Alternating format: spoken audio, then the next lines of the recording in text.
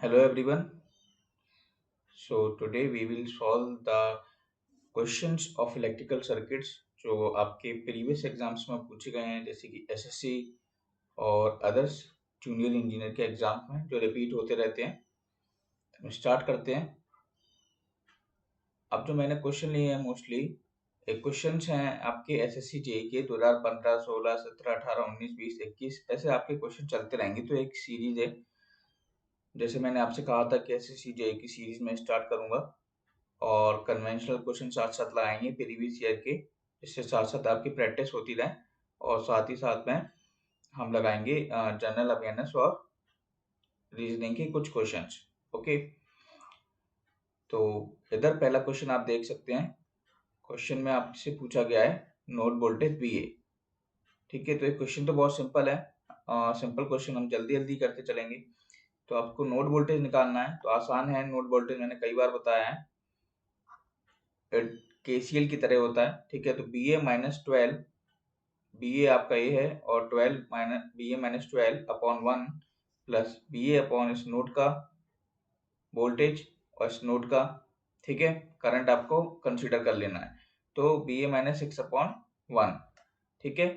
और इस इक्वेशन को जब आप सॉल्व करेंगे, ये मान लीजिए पहली इक्वेशन है, तो इसको जब आप सॉल्व करेंगे तो 3 बी ए आपका 18 के बराबर आएगा और बी ए आप फाइंड करेंगे तो 6 वोल्ट आ जाएगा। ठीक है,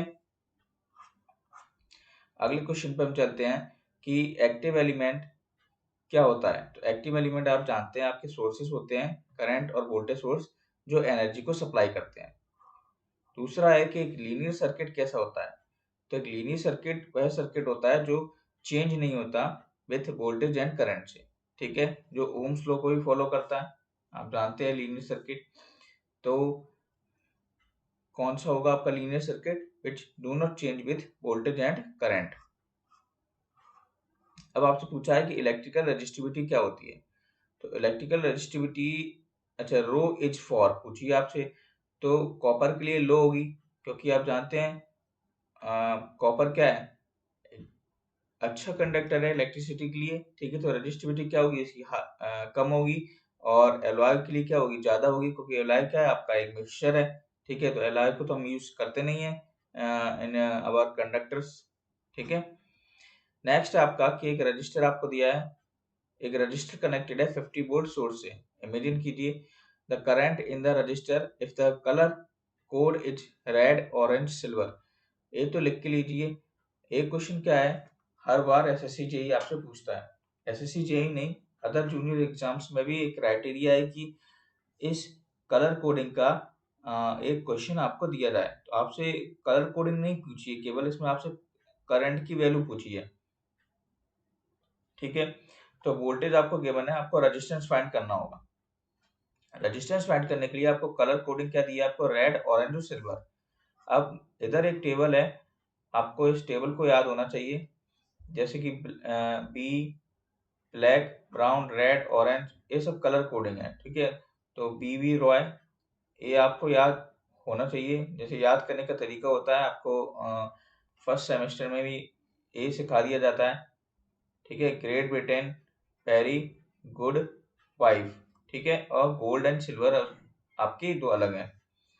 तो ये सब चीजें याद होनी चाहिए। जीरो से स्टार्ट होता है, तो रेड, ऑरेंज और सिल्वर आपको दिया है। तो रेड कहाँ पर आ रहा है आपका, देख सकते हैं 2 पर आ रहा है, तो 2 हो गया। ऑरेंज कहाँ है आपका, 3 पर है, तो 3 हो गया।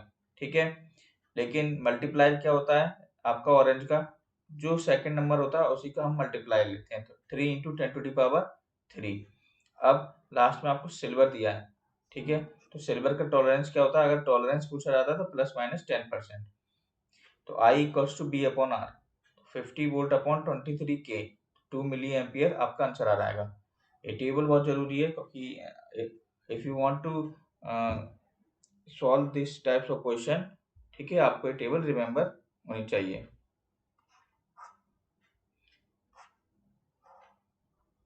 नेक्स्ट क्वेश्चन आपको देख सकते हैं, एक सर्किट है और आपसे पूछा गया है find the resistance between the points P and Q।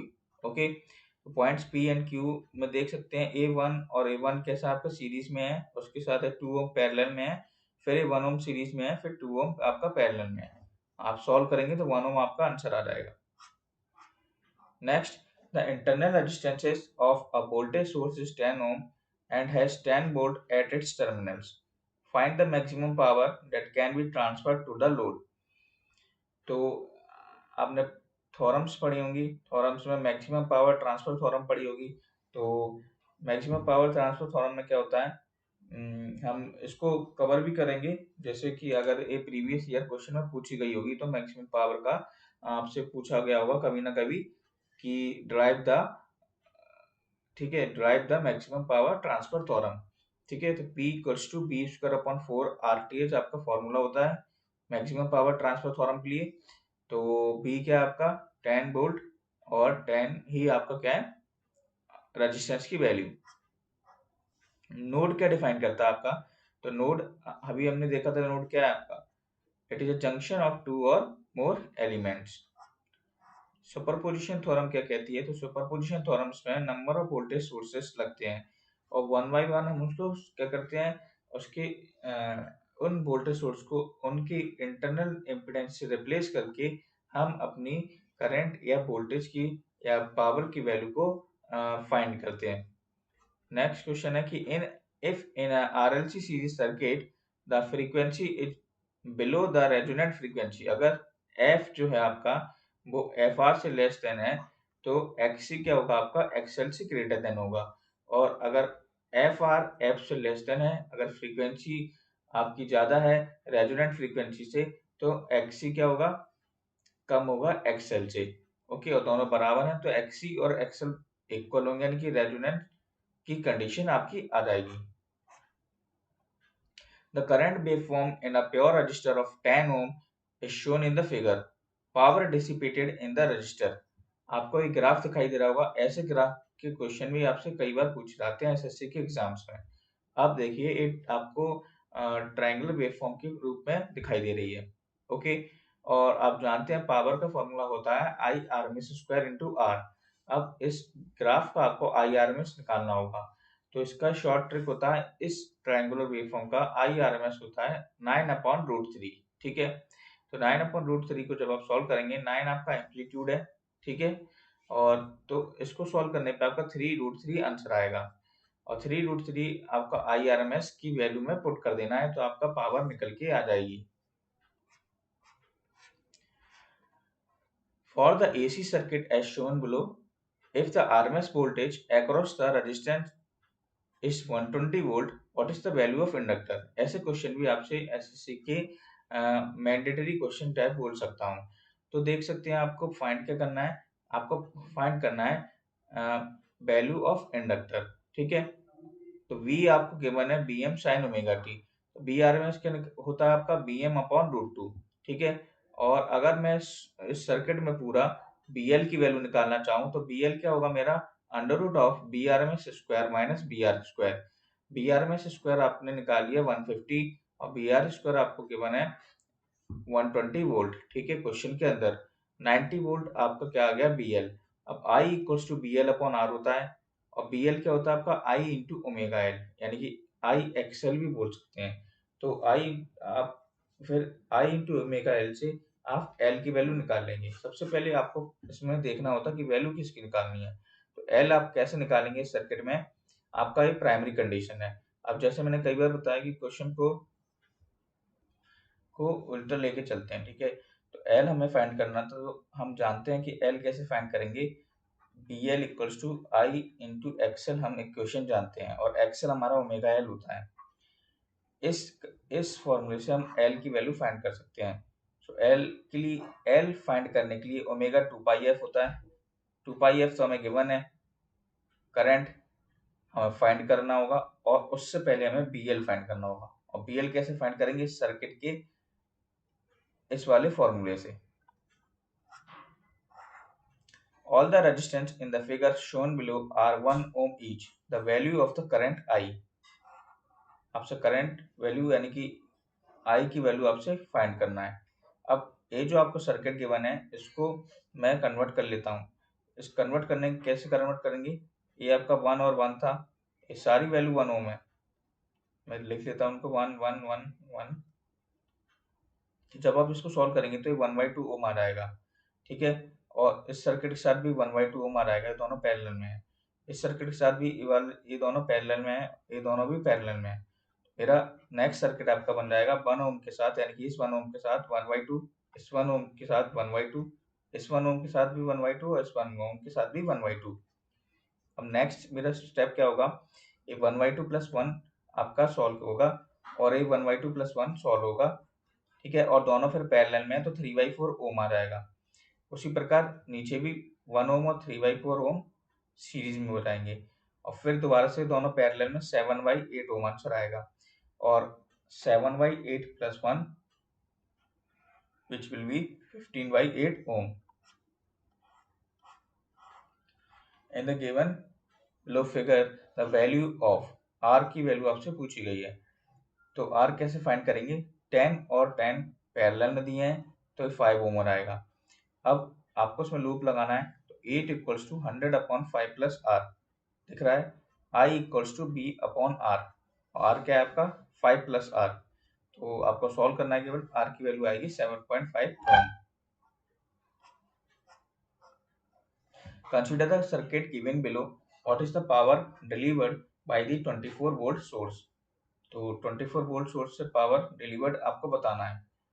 अब देख सकते हैं इधर करंट IR जा रहा है और इस तरफ 2IR, मतलब सर्किट वोल्टेज सोर्स से 3IR करंट डिलीवर हो रहा होगा। 3IR डिलीवर हो रहा है तो पावर होती है आपकी IRMS² इंटू R, और 3IR आपका करंट पहले से जा रहा है, 3IR² इंटू R। अब आपको IR फाइंड करना है। IR कैसे फाइंड करेंगे, ये 24 सेम रहेगा, पैरेलल का सर्किट है तो 24/6 4 एम्पियर, IR आपका आ गया 4 ampere. So you have to put the values of IR 16 into 6 into 3, 288 watt is the answer. A voltage source having an open circuit voltage of 100 volt and internal resistances of 50 ohm is equivalent to a current source. आप जानते हैं एक voltage source है BOC 100 volt और internal resistance है 50 ओम, और आपसे पूछा है कि अगर हम उसको करंट सोर्स में कन्वर्ट करना चाहें, तो आप जानते हैं सोर्स ट्रांसफॉर्मेशन इसी प्रकार का एक रूल है। तो I जब आप करंट निकालेंगे तो B अपॉन R, यानी कि 100/50 जिस 2 एम्पियर, तो 2 एम्पियर क्या हो जाएगा आपका, it's parallel with the 50 ohm resistor, 2 ampere is parallel with the 50 ohm resistor. Ideal voltage source है, आइडियल वोल्टेज सोर्स का क्या होता है, zero internal resistance, and ideal current source infinite internal resistance.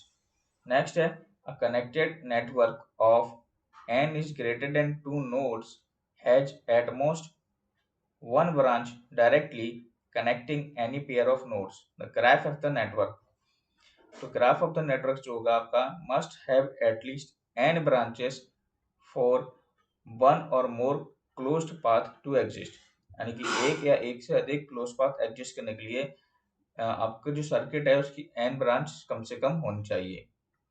तो ये क्वेश्चंस थे 2015 और 16 के इलेक्ट्रिकल सर्किट से लिए गए थे।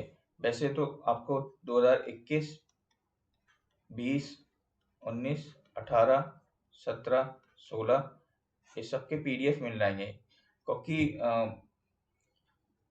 जो आपकी मेडिजी की भी बुक है, जो पहले लोग उसको रिलीज कर देते थे, तो आपको मोस्टली जो क्वेश्चंस मिलते थे वो 16 या 15 तक ही हैं उसमें, ठीक है, 17, 18, 19, 20, 21 उसमें नहीं है, ठीक है, 21 तो अभी आया।